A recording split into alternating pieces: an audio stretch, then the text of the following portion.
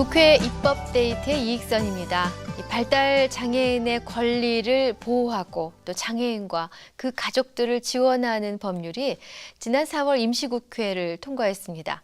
특히 이 법은 19대 국회 1호 법이라서 더욱 화제가 되기도 했는데요. 이 시간 발달장애인법 제정안을 대표 발의하신 새누리당 김정록 의원을 모셨습니다. 의원님 어서 오십시오. 네, 감사합니다. 네, 반갑습니다. 2012년 5월 30일에 이 제정안을 발의를 하셨는데 이날이 바로 그 19대 국회 임기 첫날이잖아요. 네, 그렇습니다. 미리 준비를 하셨는지 네. 그게 가장 궁금했습니다. 제가 이제 국회에 들어오기 전에 네. 우리 장애인 단체, 네. 장애인 권리를 위해서 활동을 좀 했습니다. 오랫동안 해오셨죠. 네, 예. 한 4년 하면서 네. 특히 또 외부에서는 우리 장애인들을 고용을 해서 일자리 창출하는데 네. 앞장서서 일을 했는데 제일 안타까운 게 우리 발달 장애인들 네. 그 삶 질 또 특히 가족들한테 상당히 심적으로 경제적으로 많은 안타까움이 있었습니다. 그래서 네. 제가 19대 국회에 들어오기 전부터 준비는 했습니다. 그래서 네. 그 단체들과 법안 문제를 준비를 했었고 네. 그래서 우리 보좌관들이 2박 3일간 준비를 해서 첫 1호 법안으로 발의하게 된 동기가 거기에 있습니다. 그러셨군요. 그래서 아마도 이번에 통과 후에 기쁨도 보람도 남다르셨을 것 같은데요. 그렇죠. 이 법안 제정이라는 것이 우리 국회의원 몇 분, 단체, 이익단체 몇 분들이 이렇게 움직여서 될 문제는 아니고 네. 국민들의 동의가 필요합니다. 그리고 네. 우리 전체 300 우리 의원들이 모두가 노력은 결과가 됐고요. 네. 그러나 이제 신년 초에 우리 대통령 업무 보고부터 대선 공약으로 해서 발달장애인 지원법을 재단도 우선적으로 하겠다 이렇게 했는데 네. 아무래도 2년이 지나면서 여러 가지 우여곡절이 있었습니다. 네. 이익단체들은 많은 것을 요구를 하고 그러시겠죠. 또 국회 재정 쪽으로 또 기획재정부에서는 예산도 문제가 있고 예. 그래서 그걸 2년 정도 이렇게 움직이면서 보면서 서로 양보가 없어서 한 5개월 전부터는 아하. 우리 정부, 네. 이익단체, 국회 또 보좌관들 합해서 한 달에 몇 번씩 이렇게 접촉을 많이 했습니다. 그래서 네. 서로 양보할 거는 양보하고 또 우리가 처리할 거는 처리하면서 예산도 우리가 어느 정도 수준에 도달할 때까지는 서로 양보해서 이렇게 하자 해서 이번이 이렇게 성사가 된 것 같습니다. 그러셨군요. 근데 이제 발달 장애라는 용어가 좀 이제 널리 쓰이긴 합니다만 정확한 의미는 잘 모르는 분들이 또 많이 계실 줄 압니다. 발달 장애가 무엇을 말하는 것인지요? 우리 발달 장애 그러면은 통상적으로 이 생각하는 것이 자기 지적 발달이 더디고 네. 또 자폐는 신체적이나 자기 권리 이런 것이 자기 나름대로 하지를 못하잖아요. 네. 그러면 항상 이 발달 장애인들한테는 누가 활동 보조가 필요하고 예, 또 예. 부모나 가족들이 이 모든 것을 케어를 해줘야 됩니다. 네네. 그래서 이제 우리가 생각할 때는 발달 장애 그러면은 그냥 방치하는 이런 사고들이 많이 있고 옛날 과거에는 가정에서도 숨기는 것이 예. 많이 있었잖아요. 예. 그러나 이제 조기 발견을 해서 그 애들을 교육을 시키고 이런 쪽으로 나가면은 상당히 진도가 되고 지능 지수도 올라가고 표준 학습도 올라가는 식으로 그래서 그런 문제가 있습니다. 그리고 현재 우리 통계적으로는 약 한 19만 정도 발달 장애인들이 발달 장애인. 예. 예, 그리고 지적 장애가 한 17만 내지 17만 몇천 명 될 겁니다. 네네. 그리고 자폐가 한 만 몇천 명 되겠죠. 네. 그래서 한 19만 정도가 됩니다. 전체 장애인에서 차지하는 발달 장애인의 비율은 그럼 어느 정도나 될까요? 그러니까 이제 지체, 지농맹 있잖아요. 네. 그런 친구들은 그렇게 심어지는 중증 장애로 보면은 뭐 6급부터 있으니까 5급, 네. 4급 이렇게 하는데 우리 발달 장애인들은 약 60, 70%, 80%가 중증 장애로 분류가 됩니다. 아, 그런가요? 예, 그렇죠. 그러니까 우리 이제 발달 장애인들에 대한 정부나 지원이 꼭 필요하지 않느냐 이런 생각을 갖게 돼 있죠. 중증 장애라고 하면 1급에서 6급까지 중에서 한 4급 이상 4, 3, 2, 1 이제 3급 이상 3급. 중증으로 봅니다. 그렇군요. 예. 그러니까 이 육신이 멀쩡하다 하더라도 그렇죠. 이 지적인 발달 장애를 겪고 계시는 분들은 예. 굉장히 중한 어려움이 있다라고 판단하시는 그렇죠. 거군요. 자기 주관, 자기 생각을 표현 못하지 않아요. 네. 그리고 이 생각 자체가 전응할 정도로 되니까 부모 입장도 답답하죠. 네. 그렇죠. 그러니까 대부분 7, 80%가 중증 장애인이라고 보면 됩니다. 그렇군요. 자, 이제 법 내용으로 들어가 봐야 될 텐데 이 발달장애인법 제정에 나서게 되신 이유는 이제 앞서도 관련한 일을 쭉 해오시면서 미리미리 준비를 해오셨고 많은 또 주변 경험을 알고 계시기 때문 아닌가 싶은데 이 그래도 법 제정을 하시게 된 취지와 배경에 대해서 조금 더 설명을 덧붙여 주신다면 예. 방금 서두에도 말씀을 드렸지만은 우리 발달 장애인들은 당사자들은 안타깝게도 그 아픈 마음을 모릅니다. 당사자들은. 당사자는 그렇죠. 가족들이 너무 힘들어합니다. 예, 예. 그렇죠. 그렇죠.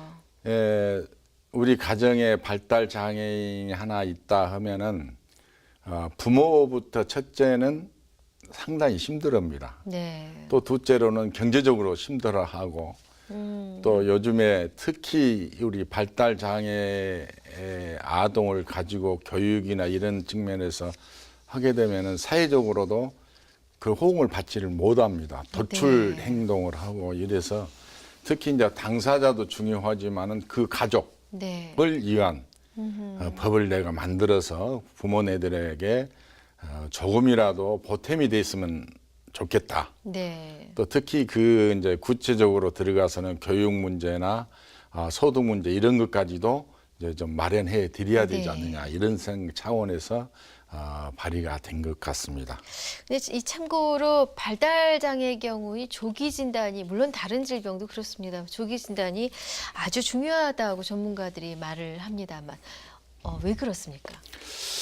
지금 미국이나 영국, 스페인, 일본 같은 데는 사실 그렇잖아요. 18개월에서 36개월 정도 되면은 네. 이게 발달장애 증상이 없습니다.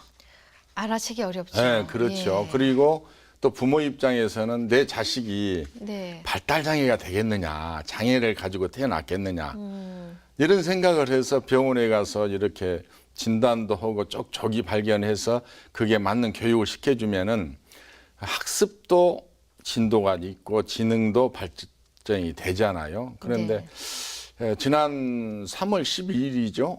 전남 강주에서 5살 먹은 애가 네. 이제 발달 장애로 판명을 받은 거예요. 네. 그러니까 부모 입장에서는 큰 충격을 받은 거예요. 그러시죠. 그래서 이제 이 정부에서 이렇게 이제 발달 장애인들의 지원법이 지금 국회에서 계류되고 있는 상태에서 극한 생각을 한 거예요. 그래 엄마 아빠 또 그 5살 먹은 애가 동반 자살을 했잖아요. 네. 그러니까 그런 것을 부모 입장에서 수용한다는 것이 상당히 힘들었기 때문에 네. 조기 발견해서 조기에 치료가 되면은 상당한 효과가 있습니다. 뭐 100% 완치는 안 된다 하더라도 네. 상당히 진전이 있어서 그게 이제 그 지능 또 음악 여러 가지 치료로 가능하지 않는가 이런 네. 생각이 들었습니다. 그렇군요. 자, 그러면 장애인 권리 보장에 있어서 우리보다 이제 앞서 있는 다른 선진국들 같은 경우에 이 발달 장애인과 관련한 법과 제도는 어떻게 마련되어 있던가요? 그러니까 이제 미국 같은 데는 1970년도부터 발달장애인 지원법이 통과가 됐습니다. 네. 그리고 이제 거기에 이제 그 여러 가지 이제 그 자폐 연구 재단에서도 이제 미국 같은 데는 조기 발견해서 빨리 치료해 주는 거.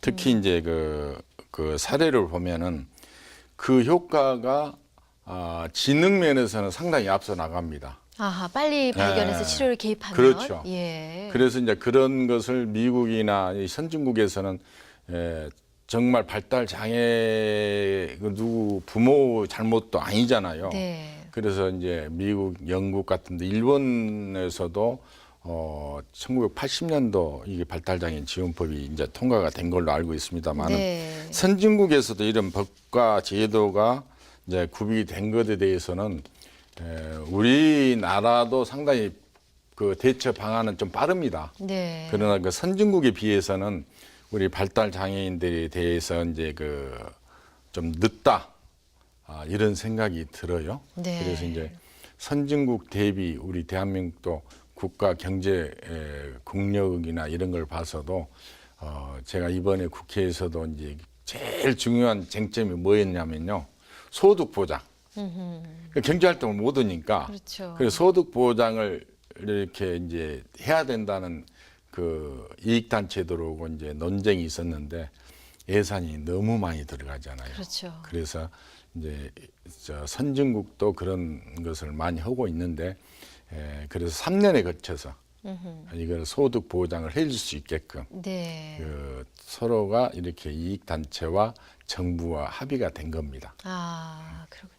그럼 의원님께서 이 법 제정에 나서시기 전에는 발달 장애인의 권리 보호나 지원에 관한 법이 없었던 건가요? 없었습니다. 야, 그러니까 예. 토론도 많이 있었고 어떤 발달 장애인들은 지원이 좀 필요하다.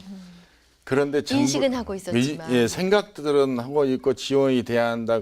그 현장을 보면 안타깝죠. 네. 그러나 그게 이제 실행이 법 통과가 힘들어졌고 또 예산 문제 이런 문제가 이제 겹치다 보니까 그렇군요. 자꾸 늦어지는 거죠. 네, 네. 미국이 우리보다 한 40여 년 앞섰고 그렇죠. 일본이 30여 년이 앞섰습니다. 예, 맞습니다. 그런 상황인데 자, 이제 그 내용을 좀 들여다보겠습니다. 지난 그 4월에 통과를 했고 발달 장애인법의 구체적인 내용은 어떠한 것들이 담겨 있는지 모두를 다 말씀해 주시기는 어려우니까 그렇죠, 이제. 핵심 골자를 좀 설명해 주십시오. 이제 발달 장애인 이제 그 권리 보호 네. 또 보호자 네. 등의 그 삶의 질을 향상시켜 줘야 되겠다. 네, 네. 그러니까 행복을 누릴 수 있는 것은 부모나 자식이나 똑같잖아요. 그렇죠? 그러나 이제 그런 권리 보호나 이 보호자들에 대한 부모에 대한 거, 네. 또 그런 그 성년 후견제 이런 이제 발달장애인 그 조사가 이제 많이 필요합니다. 네. 그리고 그 대상에 있어서 범죄 신고 의무화라든가 또 발달 장애인 그 각 전국에 이제 지원 센터가 필요합니다. 네. 그리고 이제 그에 대한 데이터를 준비하기 위해서는 조사를 또 해야 하고요. 또 의료, 교육 지원 이런 그 관련돼서 조기 발견 또한 그 또 의무 비용 지원 네. 또 치료, 재활 체계 또 구축 문제, 또 직업 훈련을 해서 그 경제 활동할 수 있게끔 이렇게 만들어주고 또 평생 교육 지원을 또 필요하지 아유, 않느냐. 다양한데요. 예. 다양한 그런 서비스 제공을 하고 있다고 봐야 됩니다. 그렇군요. 근데 의원님께서 당초 발의하신 제정안 내용 가운데 혹시 반영이 되지 못해서 아쉬운 부분이 있다면 어떤 것이 있습니까? 그러니 제일 안타까운 게 그렇습니다. 이제 그 발달장애 가족들을 이렇게 이제 가정을 이렇게 보면요, 네. 경제적으로 너무 힘들어해요. 그렇죠. 그래서 이제 소득 보장을 여러 가지 문제는 있습니다. 이제 연금 문제도 이렇게 되겠죠. 네. 그러나 우리 발달 장애인들에 대해서 소득 보장은 어느 정도는 정부에서 지원이 필요하면은 해야 되겠다 해서 그게 지금 안 된 게 좀 아쉽습니다. 그러면 이제 경제적인 부분에 관련돼서는 어떤 지원이 이제 물론 이제 그 지원센터에서 관리가 들어가겠죠. 각 네. 그 지역마다 다 네. 있기 때문에 그래서 그 지원센터에서 치료나 교육이나 평생 교육을 시켜주겠지만은 네, 네. 지금 현대 사회는 경제적으로 좀 뭐가 있어야 있어야죠. 되잖아요. 예. 그래서 이제 그런 측면에서 3년에 거쳐서 토론을 해서 그걸 준비를 하자. 네. 이렇게 결론을 맺었습니다. 그러셨군요. 근데 이제 법을 제정하시는 과정에서도 뭐 제기가 됐습니다만 다른 장애 유형을 가진 또 장애인들이 계시지 않습니까? 이렇게 되면은 형평성의 문제가 제기될 맞습니다. 수밖에 없고 그 혹시 다른 법률과 중복 문제 거론된 부분이 있는데요. 장애인복지법, 또 장애인차별금지법, 장애인활동지원법 등이 있습니다만 이 부분은 어떻게 또 그러니까 설명을 이제 하시겠습니까? 유형별 장애가 많잖아요. 그럼요. 그래 정도도 이제, 다르고 예, 유형도 다르고. 그런데 이제 그분들도 형평성 문제를 더 제기를 합니다. 그러시겠죠. 그런데 예를 들어 가지고 지체다 그러면은 정신적으로는 괜찮잖아요. 네. 그리고 어떤 한쪽 발이 불편하다는가 손이 불편하다 경제 활동을 할 수가 있잖아요. 네. 그러니까 이제 그런 측면에서 발달 장애인들은 자기 방어, 자기 권리, 주장, 또 자기 의사 표현 이게 참 안타깝잖아요. 네. 그런 측면에서 이번에 특별히 발달장애인 지원법을 발의한 동기가 거기 있지만은 또 한편으로는 정말 힘드는 장애인들이 있습니다. 예. 그래서 이제 활동 보조가 부족해가지고 그냥 화재가 발생했는 그냥 화재로 인해서 사망한 사고가 전국에도 많이 발생되고 예, 예. 있고 최근에도 이렇게 발생이 되고 있잖아요. 그래서 이제 활동 보조도 시간을 늘려주고 지방자치단체에서 이제 좀 지원이 필요하겠죠. 그런 측면 또 장애인 연금도 이제 이번에 7월 1일부터는 이제 지급이 됩니다. 그리고 장애인들에게는 부가급여로 해서 약 한 16만 7천 원, 8천 원 네. 정도 또 추가가 되겠죠. 네. 그러나 점진적으로 국가가 예산이 많이 있으면은 전체 장애인들한테 해주고 싶지요. 네. 경제 활동을 못 할 때 예. 이렇게. 그러나 우리 장애인 연금도 마찬가지겠지만 또 이제 그 장애인 연금이라는 것이 65세가 넘어지면은 노인 연금으로 이제 바뀌기 때문에 그 20만 원밖에 받을 수가 없어요. 네. 그 이제 부가급여 이제 예를 들어 가지고 장애가 예를 들어 휠체어를 탄다든가 이제 그 장애로 인해서 필요한 도구가 필요하잖아요. 그래서 16만 8천 원이 지불하게 됐는데 네.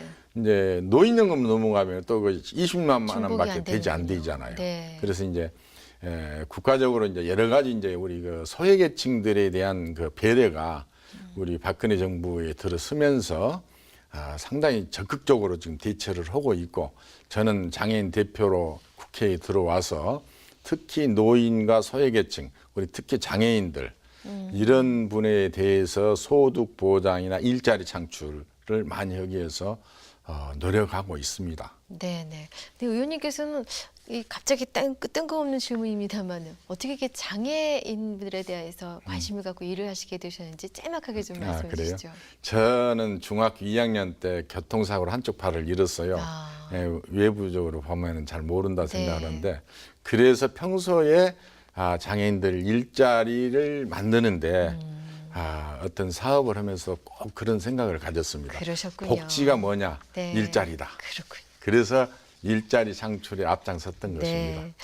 이제 법 시행이 내년 말 2015년 11월인데 기간이 약간 여유가 있긴 합니다만은 그때까지 해야 될 숙제도 많죠. 그렇죠. 그래서 이제 그런 문제, 홍보 문제 또 지금 우리가 지금 법안이 통과가 돼 있지만은 산적한 문제들이 많이 있습니다. 그래서 네. 그것도 한편으로 발달장애인 장애인 입장에서 생각할 때 풀어나가면은 잘 되지 않을까 이런 생각을 가지고 있습니다. 네, 네.